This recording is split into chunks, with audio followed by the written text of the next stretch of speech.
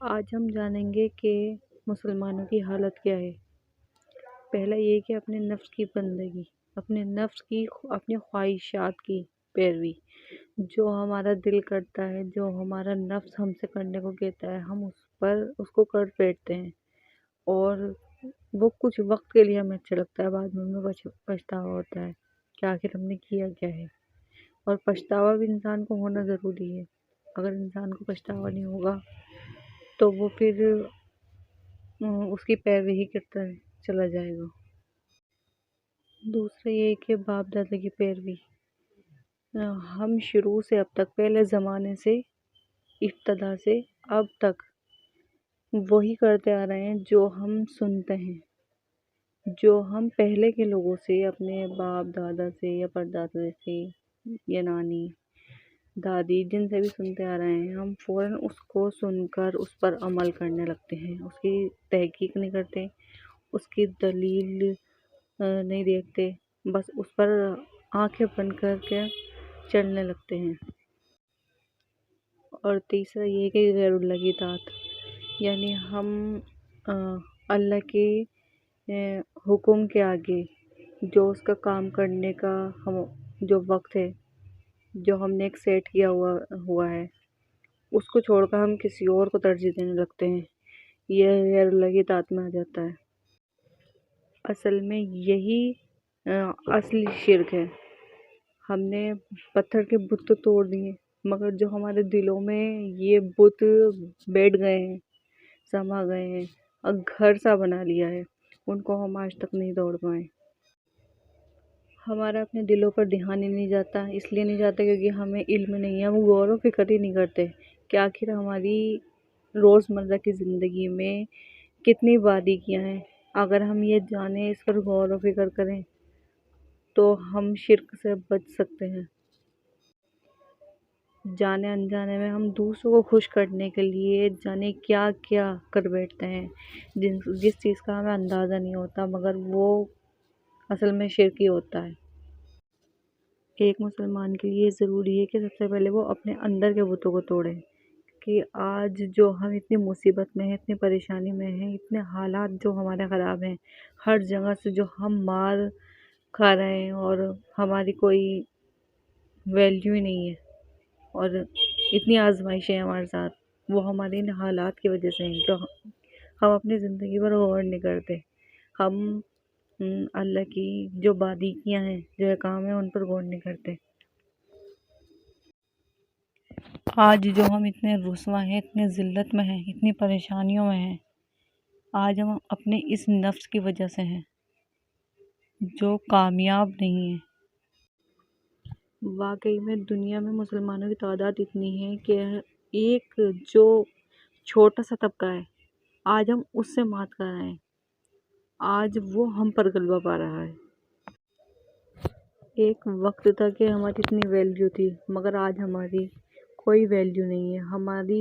بات کا کیا، ہمارے کام کا بھی، ہمارے عمل کا بھی کوئی وزن نہیں ہے۔ اس کی اصل وجہ یہ ہے کہ ہم اپنی خواہشات میں، اپنے نفس میں اتنے الجھ کر رہ گئے ہیں کہ ہمیں اس کے آگے کچھ اور نظر نہیں آتا، ہمیں کچھ بھی نظر نہیں آتا۔ اسی طرح ہم اس کا ایک ایگزامپل لے لیتے ہیں، جیسے ذات کا فرق، یا جیسے کسی لڑکی کو شادی کرنی ہوتی ہے، یا کوئی لڑکی عالمہ ہوتی ہے، تو اس کو یہ کہہ کر، مطلب ایک عالمہ کا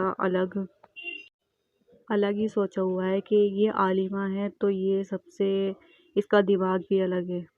تو اس کو یہ کہہ دیا جاتا ہے کہ یہ عالمہ ہے تو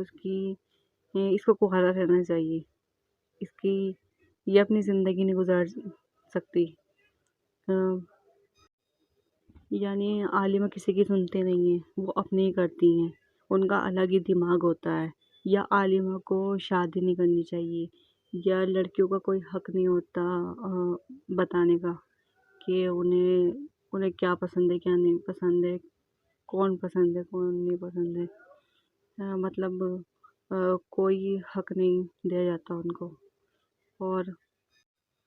اگر کوئی اپنی پسند بتائے تو اس کو ذلت سمجھا جاتا ہے کہ یہ کسی اور ذات میں جا کر شادی کرے گی، مطلب اس کو عزت پر لیا جاتا ہے۔ اللہ تعالیٰ نے ہر مسلمان کو یہ حق دیا ہے کہ لوگ اپنی پسند ظاہر کریں اور بتائیں، مگر یہ دنیا جو ہے یہ پسند ظاہر نہیں کرنے دیتی، یہ اس چیز کو دبا دیتی ہے۔ یا یہ نہیں سوچتے کہ ہمارے حضور صلی اللہ علیہ وسلم نے حضرت فاطمہ سے ان کی شادی سے پہلے ان سے پوچھا تھا کہ آپ کو پسند ہے نا پسند ہے، یا انہوں نے کوئی ذات وغیرہ نہیں دیکھی تھی، انہوں نے تو اس کو ترجیح دی ہی نہیں ہے، مگر اس چیز کو رکھ کر بھی لوگ اپنے فیصلے نہیں لیتے، عزت پر لے لیتے ہیں کہ کہیں اور کرنے سے ہماری عزت خراب ہوگی۔ ہمارے خیالات، ہمارا عقیدہ اتنا زیادہ بگڑ چکا ہے کہ مشکل ہے کہ وہ واپس سے اچھا ہو جائے، درست ہو جائے۔ آج کل لوگوں کو یہ بھی نہیں پتا کہ محرم اور غیر محرم میں کیا فرق ہے۔ کزن سے شادی کرنے کو منع کر دیا جاتا ہے، یا برادر کزن سے منع کر دیا جاتا ہے۔ ویسے تو تمام معاملات میں ہم مسلمان ایک رہتے ہیں، مگر جب اس معاملے کی بات آتی ہے تو ہم اپنی جو دیوار ہے وہ کھڑی کر دیتے ہیں، ہم آپس میں ایک دوسرے کے ساتھ بھید بھاؤ کرنے لگتے ہیں، ایک دوسرے کے ساتھ فرق کرتے ہیں، اونچا نیچا سمجھتے ہیں کہ یہ اونچا ہے، اس کی کاسٹ جیسے خان ہے تو یہ اونچا ہے، اس کی سید یا کچھ ہے تو اس کو نیچا سمجھا جاتا ہے۔ ایسا لگتا ہے جیسے ہم اس دور میں ہیں جہاں علم تو تھا مگر کوئی سمجھنے کو تیار ہی نہیں تھا۔ اگر ہم اس پر آواز اٹھاتے ہیں، دروازوں کو توڑنے کی کوشش کرتے ہیں تو یہ کہہ کر چپ کر دیا جاتا ہے کہ یہ تو شروع سے چلا آ رہا ہے، تم ابھی بچے ہو، نادان ہو، ناسمجھ ہو، تم بڑوں کی بات کو جھوٹا ثابت کر رہے ہو جو پہلے سے جانتے ہیں، اتنے تجربے والے ہیں۔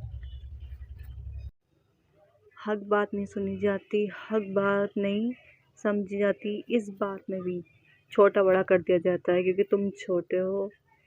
تم صحیح نہیں کہہ رہے ہو۔ بڑے جو ہیں وہی صرف صحیح کہہ سکتے ہیں، چھوٹے نہیں کہہ سکتے صحیح۔ اسی طرح وراثت میں جو لڑکی کا حقوق ہے جو اللہ تعالیٰ نے دیا ہے اس کو بھی منع کر دیا جاتا ہے، اس لیے کہ اس کو ہم دہیج تو دے رہے ہیں، سب کچھ ہم نے اس کی شادی میں لگا دیا، دہیج پورا دے تو دیا ہے، اب حصہ کہاں سے دیں، جو حصہ تھا اس کا ہم نے لگا دیا، یہ چیز کہہ کر منع کر دیا جاتا ہے۔ اس بنا پہ آپس میں دلوں میں بھی فرق پیدا ہو جاتا ہے۔ اسی طرح اچھا کام ہو یا برا کام ہو، ہم یہ دیکھتے ہیں اگر وہ سامنے والا بندہ کرے گا تو ہم بھی کریں گے، اگر وہ سامنے والا بندہ نہیں کرے گا تو ہم نہیں کریں گے۔ ہم یہ سوچتے ہیں کہ چلو دیکھتے ہیں کون کر رہا ہے نہیں کر رہا، یہ نہیں سوچتے ہیں کہ اگر وہ نہیں کر رہا تو ہم تو کریں، ہم پہل کریں نیکی کرنے میں،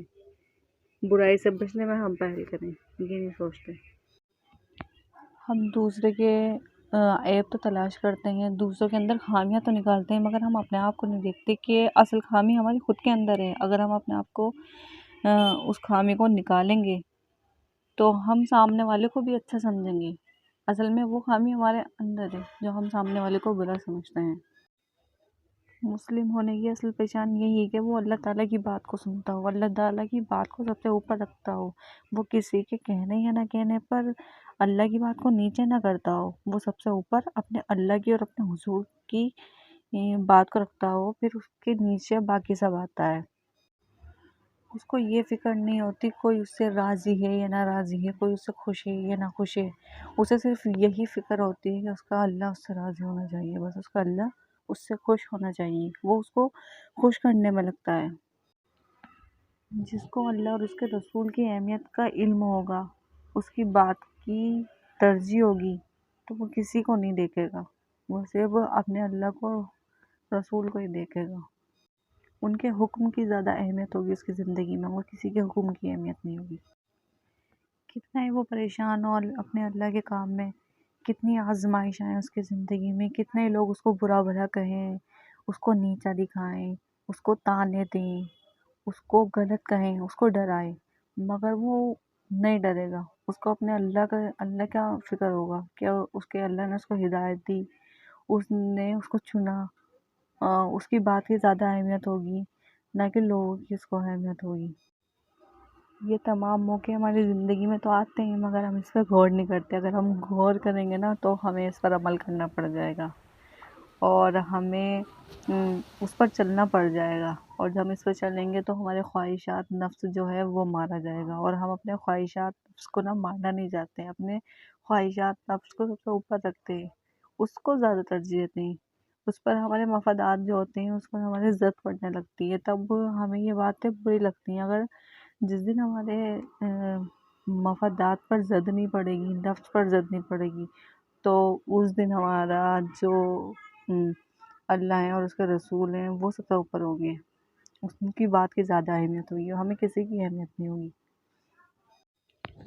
اگر ہم نیکی سمجھ کر ہر کام کریں گے، کرنے کی کوشش کریں گے، یا نیت کریں گے، یا ارادہ کریں گے، یا اس میں ڈٹے رہیں گے، تو انشاءاللہ ہمارا کام نا بہت آسان ہو جائے گا۔ ہمیں کسی کی فکر نہیں ہوگی، ہمیں صرف اپنے مقصد کی، اپنے کام کی، اپنے ارادے کو مضبوط کرنے کی فکر ہوگی کہ ہاں ہم اس پر جم جائیں۔